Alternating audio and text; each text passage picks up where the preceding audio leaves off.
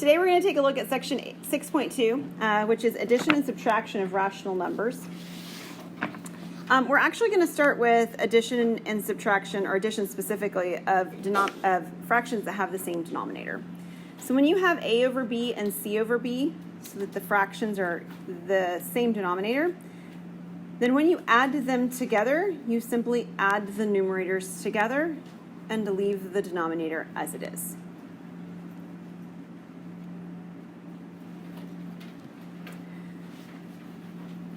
So sometimes people want to add denominators together when they see that too. So I want to kind of give you a visual justification of why this is the right approach. So I'd like for you to imagine, and you can draw it if you'd like, two pizzas.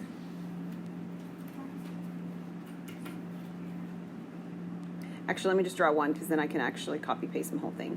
And they're split into, wow, I got dotted lines and everything. And they're split into 6 slices because it's easy for me to draw. And presume they're all equal size because my drawing's a little bit funky. So this pizza is pepperoni. And this pizza is sausage. And you have to get 2 because you can't agree, right? But you know you're going to have leftovers. So over here on the left-hand pizza, you have 2 pieces left over. And on the right-hand pizza, you have 1 piece left over. So more likely than not, you don't want to keep 2 pizza boxes, one with 1 slice and one with 2 slices, right? You want to combine them, add them together into one single box. So if you do that, the only way that you're able to talk about the pizza then when you put them into the same box is in reference, so let me move that piece of pizza over here now. And you notice that you have 3 slices, the original 2 from the one box, the 1 from the other box, but you still have the pizza that has 6 slices in it, right? Or at least originally would have if it had been full. So that's actually an example of why adding the denominators doesn't make any sense. There's still 3 out of 6 sized slices of pizza. Make sense? So we like it when the denominators are the same. It makes the addition really nice. When the denominators are not the same, there's more than one way to do the problem. So my intermediate algebra class, we are working on finding least common denominators. Okay, I didn't even show them what I'm showing you here. But this is one valid way of also finding a common denominator. And it's by simply multiplying the 2 denominators together. It always works, and that actually is a very nice benefit. It always gives you a common denominator. It often doesn't give you the least common denominator, so you end up with more reducing at the end. So you give a little here to get a little there kind of thing, right? So, but it works. It's actually very visually appealing. So for your visual learners, you can make a happy face. You see my happy face? Yeah, or butterflies. Sometimes people call them butterflies. And so you've got A times D up here. You've got B times C over here, and you've got B times D on bottom. If that's not the least common denominator that could have ever been found, once you combine, you will in fact have to do something to simplify and reduce. It will happen automatically. And sometimes it will, even if you reduced them to begin with. So we're going to do some examples with one with common denominator and one with not a common denominator. All right, so we have 1/3 and 5/3 common denominator. So tell me what I'm going to get. Eventually, before that, 6/3. Thank you. Yep, 6 over 3. So this is an example of one where they did have the common denominator, but I still end up having to reduce at the end. And 6 over 3 is just exactly what you told me. It's 2. Okay. When you have an opportunity to reduce, or any time there is the ability to reduce, you should. Okay? So it would not be finished to leave this as 6 over 3. We want to make it 2. Now, these don't have a common denominator already. So on this one, we're going to actually attempt to do it the way that I showed you on the other slide. We're going to do the cross and the smile. So what that ends up giving me is 1 times 3 plus 5 times 4. And on the bottom, we get 4 times 3. Okay, so that's the definition that we had for addition with unlike denominators that will always work, even if we could have found something smaller. Here we couldn't have. So then I have 4 plus 20 over 12, which gives me, is that what I said? 3 plus 20. My bad. Thank you. 3 plus 20 over 12, which gives you what? 23 over 12. Okay, so another bit of wisdom right now. There is absolutely, well, first of all, can it reduce? Not like what you think. Can you factor anything out of both numbers? That's what I mean. No. 23 is prime, so you can't. So can it be written a different way? Yes, it can. So the question is, do you leave it this way or do you not? And the reality is there's absolutely nothing preferable mathematically to a mixed number than to an improper fraction. And in fact, if you have to do something with this number later on, mixed numbers are much more difficult to work with. Now, the drawback is that this does not have a very intuitive picture. You would never go out to somebody and say, I have 23/12 of a pizza left over. No, you're going to do that, right? But you might go up and say, I have 1 11/12 of pizza. I mean, 11/12 sounds funny, but you know what I mean, right? Like there is a context sort of description that appeals to us about mixed numbers, but they're not necessarily any better than they are improper. So here's how you decide. If the problem starts out and it has mixed numbers, then your answer needs mixed numbers. If the problem starts out and there are no mixed numbers, then you are perfectly allowed to leave it just like that. So we don't want to have to change anymore. So we're done with the problem. Sound good? Okay. So let's talk about mixed numbers now. Mixed numbers are actually used in everyday life to represent values that combine an integer with a proper fraction, like my 1 11/12 of a pizza. So we'll put in an example down here. In fact, I'll just put the example we had before. 23 over 12 is 1 11/12. If we talked about this as 1 11/12 of a pizza, 11/12 pizzas, conceptually we understand that a lot better. You can visualize it. If you say 23/12, I mean, people don't have a picture in their head. They really don't. But if you say 1 11/12, they're saying, oh, you have almost 2 pizzas. I have almost 2 pizzas if I say 23 over 12, but I don't think about it that way. I don't see it that way in my visual imagery of it. All right, so let's say we did need to change in or out of mixed numbers or improper fractions. And so we're going to do 2 examples, one in each direction, to remind you how that works. So if you have 14 over 3, this actually means 14 divided by 3. Agree? And that's what it really means. That fraction bar is the same as a division bar. And so we're going to use good old-fashioned division, like from 3rd and 4th grade. Okay? How many times is 3 going to 14? 4 times. 4 times 3 is 12. 14 minus 12 is 2. All right, so you've got all the pieces that you need. These are the 3 pieces that make up your answer. This is the whole number part, 4. This is your remainder, right? The remainder is what is remaining still on top of your fraction. What was it, 3, 2, what was it? It's 2. And then your divisor, what was already in the divisor to begin with, stays in the divisor. That's where all those pieces went. No, you can't say 4R2. There's no R's. Not when we're converting between mixed numbers and improper fractions. No R's. We have 4 2/3. Now we're going to go the other directions. Are you ready? Okay, so I purposely chose one that has a negative because people often will get confused about whether I add or subtract when there's a negative number involved. I would encourage you to ignore the negative until you get to the end of the problem and then just put the negative on. Because that's the reality, right? The reality is we have negative of whatever the 3 5/8 is in whatever form it is. So we're rather going to ignore the negative for the moment and just deal with the 3 5/8. I personally am super visual. If I see something visually that bothers me, it's hard to get out of my brain. If I see something that helps me to remember something in a visual way, I'm more likely to remember it. So we were in Florida before we came back to school this summer for a couple weeks, and there was a keypad on the door at the condo we stayed at, and there was a keypad number. So this one down here was told the combination one time. It was a 6-digit code, and she remembered it the rest of the week. That to me is crazy. So it leads me to believe that she probably has some of that visual learning stuff in her as well.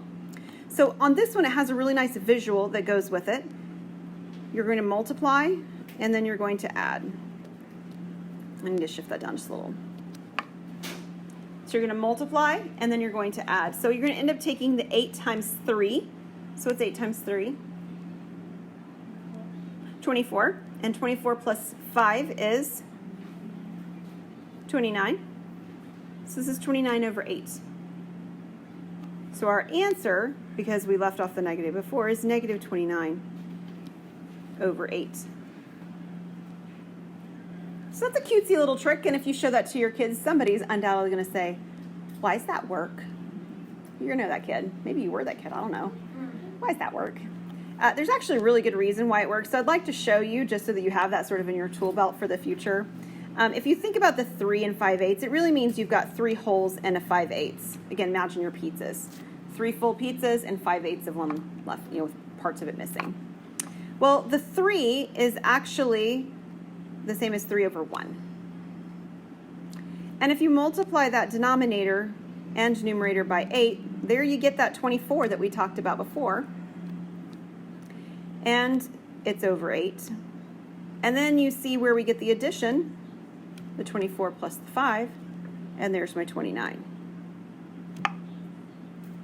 So that's where it's coming from. It's really nothing magic, but it's kind of nice and tidy little package. Any questions on any of those? Okay.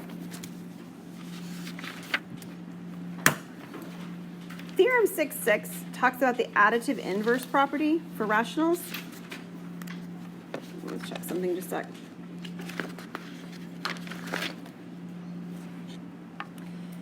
It says that any number a over b that you have will have an opposite that if you add to it, you get back to 0. So if you had 4 over 3, it'd be negative 4 over 3. If you have negative 7, it's positive 7. Okay, we talk about additive inverses in chapter 5 for those of you who've done number theory with me before. Additive inverse is simply the number you add to get back to 0. The additive property of equality is the idea that if you had an equation and you added something to both sides of the equation, then the equation remains true. And this is talking about it in terms of rational numbers. So it says if a over b and c over d were rational numbers that are equal, then if you add e over f to both of them, they're still going to be equal. So why does it matter? Well, it actually allows you to find common denominators and things like that and combine fractions and know that it didn't change any values when you did that. You just changed the way they look. Kind of like my 23rd over 12. I didn't change the value, I just changed how it looked. A note here, both of those properties, 6.6 and 6.7, are used intensively when we solve equations. So much so, though, ingrained in you that you don't even recognize you're doing it when you're doing it. So I'm going to sort of try to identify with you how you're using them so that you're aware of it, because they're really useful and you use them all the time. So here's an example of solving an equation, and I want to show you 2 methods for solving it. But no matter what example I show you, we have the idea that we need to isolate x, which means that that 2.5 needs to move, right? Well, how do I get the 2.5 to move? Well, I want to make it 0. That's what I really want to do. I want to make it 0. So I make it 0 by adding its additive inverse to it. The additive inverse to negative 2.5 is positive 2.5, right? And then when I add them together, they become 0. And then also, because I added it to the left-hand side, I have to add it to the right-hand side of the equation. So that's what's playing into this here. So there are 2 methods for adding this. One is using improper fractions. Best as I can remember, that's the only one I was ever taught as a kid. It's fine, but I actually like the other method a whole lot better now that I know it. So let me, if you've seen improper fractions before, this will look familiar. If not, that's okay. I'll show it to you. So improper fractions, because what we really need to do now is we really need to add the 2.5 and the 3 1/3. So our improper fractions method says we have 2.5 plus 3 1/3. Or you can put them in the other order, it doesn't matter. And we're going to use that cool multiply, add business here, multiply, add business here to change them improper. So what will 2 1/2 become? Yep, 5 halves is right. And what will 3 1/3 become? 10/3. Yep, you got it.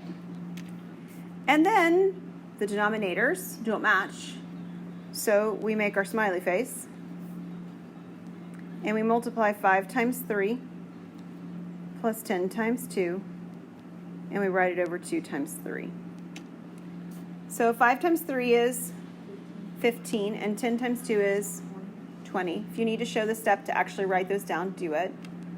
15 plus 20 is 35. 35, right? I have a typo on my paper. 35 over 6. All right, now, I can't leave it like that. Why? This started with mixed numbers. Man, that stupid rule I just told you a minute ago, right? Started with mixed numbers. So we need to divide. So whether you need to see it actually written out or whether this one's small enough you could do it in your head, it's fine. What's 35 divided by 6?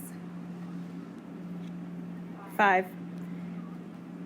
5 times 6 is 30, so my remainder is 5. So this is the number 5 and 5/6.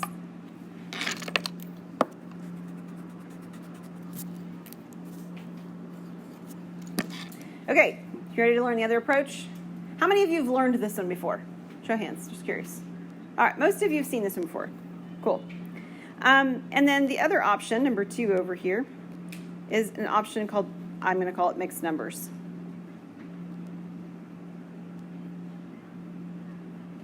So we have 2 1/2, and we have 3 1/3.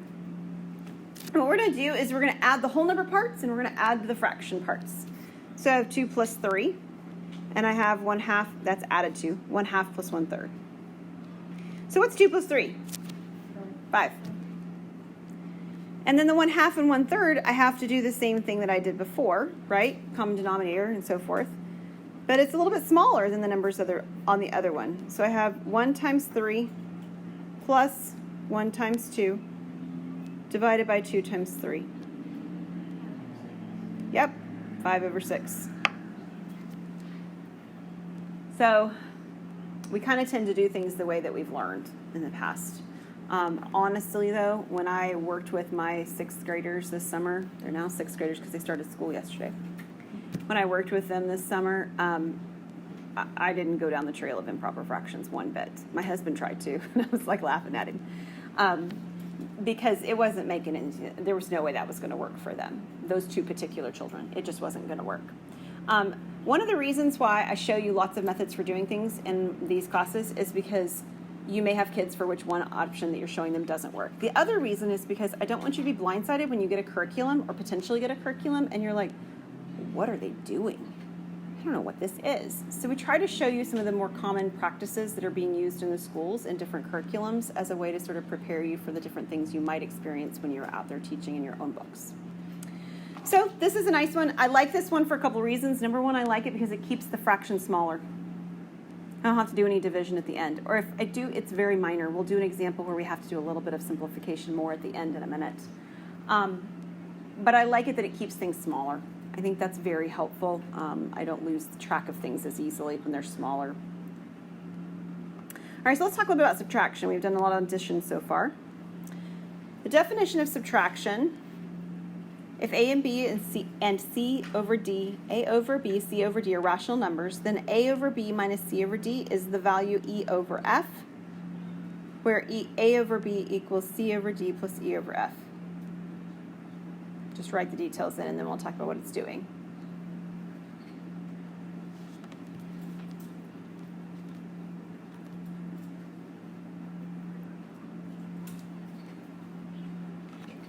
So what it actually says is that if you have A over B minus C over D and it equals E over F, then that only works if you were actually able to add the C over D here and they were equal. It's like the missing part. So it's like my pizza, right? So if I fill in the missing pieces of the pizza and I end up with something else, kind of an idea. If you have rational numbers, the second one on the slide, theorem 6.8, a over b and c over d, then when you subtract them, it's the same thing as adding a negative. We talk about that with integers back in chapter 5 as well. So adding a negative is a common concept for you. And then concretely speaking, we have a slide that looks much like the addition slide. Like denominators, unlike denominators. If the denominators are the same, we simply subtract the numerators. If the denominators are different, you see the same sort of face showing up.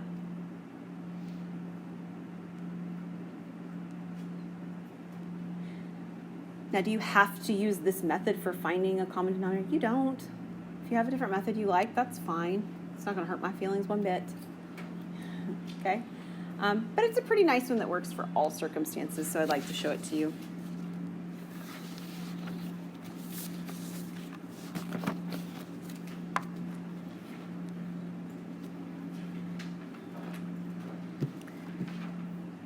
All right. I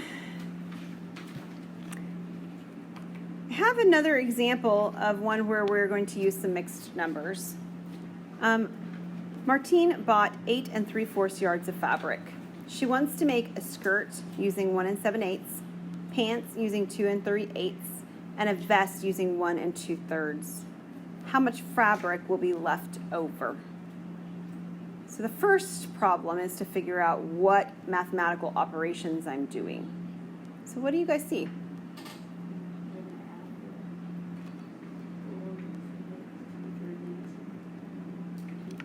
Okay, and then what? Okay, so that is definitely one option for doing it. Did anybody see it and think of something different? Let me say it again louder. I don't know if everybody could hear you. At least I have the benefit of being in front of you. She suggested that all these ones that I circled in red, we should add them together, and then we'd subtract it from how much fabric she has. Okay? AK, how did you see it? I think you can just subtract, like, start with 8 3/4, then subtract 1 7/8. Yep, that's another way to do it. Yeah, you're right. So there's two ways to do it, and they both work equally well. There's really not a better than one or the other. Like there's just not. So you mentioned the adding, and you spoke first, so we're going to do it your way, okay? But AK's way is actually what's in my notes, just so you know, because that's how I think of it too. I think about having the fabric all split out and cutting these pieces off and subtracting them off, like physically one at a time. So we're going to start with the 1 7/8. Where was it? Plus the 2 3/8, which add together fairly nicely already, and the 1 2/3. And eventually here at the end, what we're going to do after we do that is we're going to take those numbers that we've added and we're going to subtract them from the 8 3/4, like that. Okay? Whether you want to do it with mixed numbers or whether you want to do it with improper fractions, at the very least you might want to combine the ones that have the same denominator first before you making any of those decisions, simply because they're already so kind of nice to add together. So that would sort of be my gut reaction, is to at least combine these two because they both have a denominator of 8. Now not weird things, but something a little bit different than what we've seen so far happens when we do that. So if I have 1 7/8 and 2 3/8, from a mixed number perspective, that would be 3 10/8. What is about that that's a little weird? Yeah, it's top heavy. So I have an improper fraction sort of inside of the mixed number, right? And the mixed number is not supposed to have both an improper fraction. So we're going to take that 10/8 and we're going to simplify it. And we're going to simplify it in two ways. One of the ways we're going to simplify it is we're going to make it not top heavy. But what else are you noticing on this one? What's that? The fraction can be simplified as well, right? The 10 and the 8 each have something in common.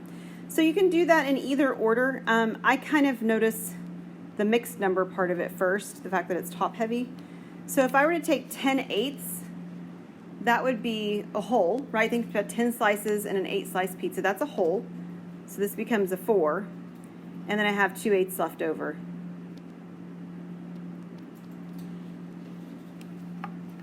And then I can make that.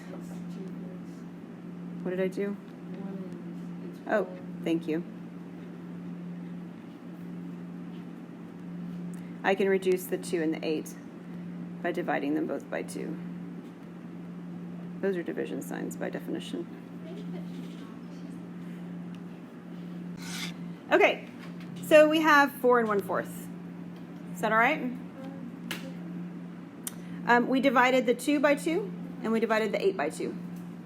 Yep.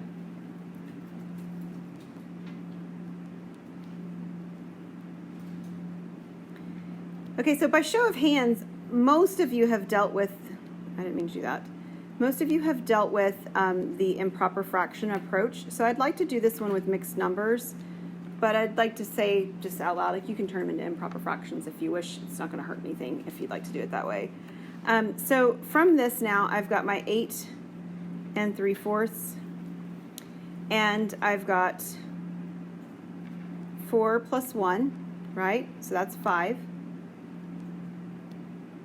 And then I have 1/4 plus 1/3. So the 1/4 and the 1/3, I'll find a common denominator for. So this is 8 3/4 minus 5 plus. So I have 3 plus 4, because 3 times 1 is 3 and 4 times 1 is 4, over 12.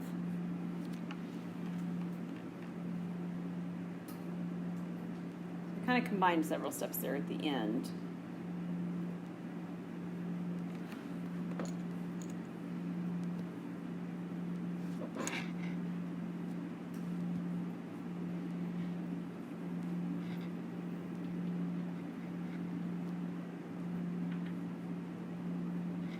So I end up with 7 over 12. Is that right? I think so. Did I make a mistake? Wait, did we change the 2/3 to something? No, I keep forgetting that too. Oh my word. And multiplied by 4, so this would be an 8. Thank you. I was like, So what? 11 12s? Yeah, 11. Yeah, 11. I'm sorry, guys. As you can see, I'm a little bit on the distracted side today. Apologize. I really do. All right, are you good? Okay. Now, the last problem we did was addition when we had mixed numbers, and this one's definitely not addition, it's subtraction. So there is sort of a caveat to what's going on with this that didn't happen before. Last time I just said, oh, well, let's put all the whole numbers over here, put all the fraction parts over here, and we just add things, and it just is all addition. Well, we can't quite do that. I mean, we can move them around, but they move around with the subtraction. So it's 8 minus the whole number 5, and it's the positive part 3/4 minus the negative part 11 over 12. All right, so the signs still have to stick with the values that they go with. So this negative sign right here goes on the 5 and on the 11 twelfths. It applies to both of them. Oh my word. All right, what's 8 minus 5? 3. And I actually end up with a little bit of trouble on this next part. If you want, you can get a common denominator like I've been doing. But you could also notice that if I simply multiply by 3 on this one, I'll have 12 and my denominator will stay a little smaller. And you could do that. We're not to the part of trouble yet. But we're nearly there. Because now I have 9 over 12 minus 11 over 12.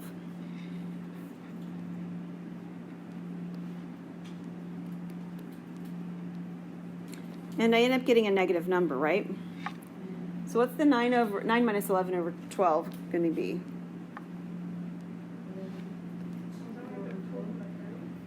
What's that?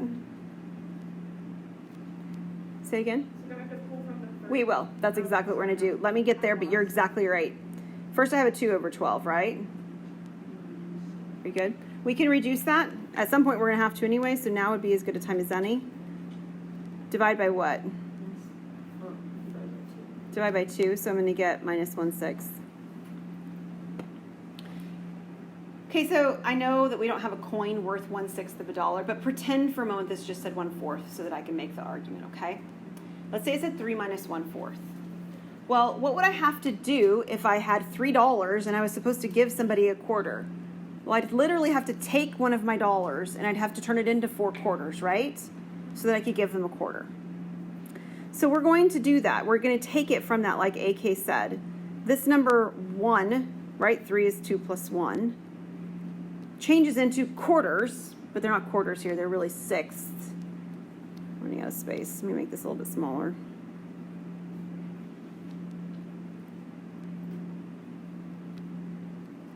So I have the 2, and then I have 6 over 6. So I have 6 quarters. It's not true, but 6 sixths. And I'm actually able to do the subtraction. So I have my 2, and then 6 over 6 minus 1 over 6 would be what? 5 sixths. Anytime you're working with a problem that has units, we want to include the units onto the problem. These units are yards, because it's yards of fabric. Could you also like make the 3 just like a 3 over 1 and then convert it? That's a really good question. I'm glad you asked it. So technically, yes. But let's say, for instance, because I have asked in the past for somebody to show me how to do a problem in 2 different ways, like this, 2 methods. If you're doing the mixed number method, you're not turning anything improper to make that work. Okay? The goal is not to turn improper fractions. Now, if it's just asking you in general to do the problem and you're picking what methods you use and all that stuff, yeah, it's all fair game. Okay, so here's what I'd like to do. I know we have just this tiny little bit, and I could probably say it in the next 2 minutes, but then you can't do any group work together, and I'd actually like to do some since we haven't yet. So what we're going to do is we're going to pause right now. You don't have to do the homework over the weekend. I never am on track at the beginning of the semester, so we should definitely end the week not on track, right? Of course. So we're going to finish up section 6.2 on Monday. I will get in there and I will adjust the due date inside of Canvas. So if you get in there and I haven't adjusted the due date, just don't freak out. It's not due. It will be due on Wednesday next week. Okay? All right. Have a good weekend, guys.